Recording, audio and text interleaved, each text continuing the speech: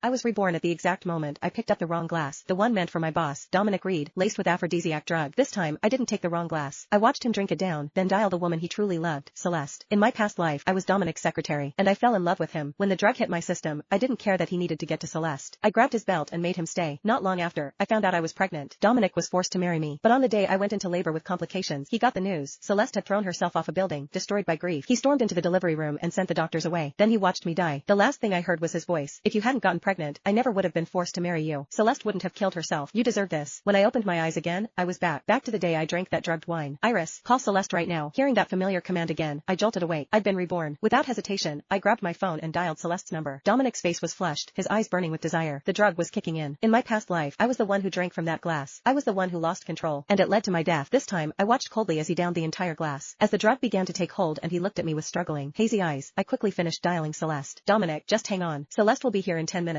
The moment I closed the door behind me, I thought I heard him call my name, but I pretended not to hear. I shut the door firmly and waited at the end of the hallway. 10 minutes later, Celeste arrived in a rush. She looked at me with a complicated expression. When she saw that my clothes were intact and I was perfectly composed, relief washed over her face. Before pushing open the door, she glanced at me. You can leave now. I don't need you here. I turned and took the elevator down, called a car, and went back to my apartment. The next morning, Celeste appeared in the executive office. Dominic lifted his coffee, took a sip, then casually announced to the core management team, from now on, Celeste is my fiancée. She's also an important future partner for the company. You will all treat her with respect. Then he looked directly at me, pointing with his pen. Especially you, Iris. I nodded blankly. Celeste smirked, flashing me a triumphant smile. I pretended not to notice. I gathered the meeting notes and started to leave the office. But just as I stood up, I heard Celeste's voice, soft and wounded. Dominic, does Iris not want me involved in company affairs? I know how important she is to you. If she's unhappy with me being here, maybe I shouldn't come to the office anymore. Her eyes glistened with tears. She looked as pitiful as possible. Dominic frowned. Before he could say anything, I replied, of course not. But if you're not satisfied with me, I'll make sure to stay out of your sight from now on. Without waiting for Dominic's reaction, I walked straight back to my office. Half an hour later, my office door swung open, and there he was, Dominic, staring at me with dark, stormy eyes. Instinctively, I wanted to close the door. I didn't want to deal with him, but Dominic blocked it with his arm, frowning as he looked at me. Are you avoiding me? Why? He leaned in closer, studying my face. Are you upset? Because of Celeste? I quickly shook my head. No, I'm happy for you. You and Celeste finally get to be together. His eyes flickered with something unreadable. He seemed dissatisfied with my answer. Is that the truth? Or are you just being passive-aggressive? Then he scoffed. Iris, don't tell me you still haven't gotten over me. 3 years ago at the company party, you kissed me when you were drunk. You think I didn't notice? All these years, those little hints you tucked into your reports. That encrypted folder on your computer, the personal journal? I've read all of it. You thought you were hiding it so well, but the way you look at me, everyone in this company can see you're in love with me. The smartest thing you ever did was never confess, because if you had, I would have laughed in your face. Laughed at how pathetic and delusional you are. He chuckled to himself, then walked over to my desk and yanked open the bottom drawer. He grabbed a thick stack of printed journal pages and scattered them across the floor, stepping on them. Iris, I handpicked you fresh out of college. I trained you. I gave you everything. And this is how you repay me? You knew I only loved Celeste, but you still wrote all this, feelings you had no right to have. Do you know how embarrassing this is? For both of us?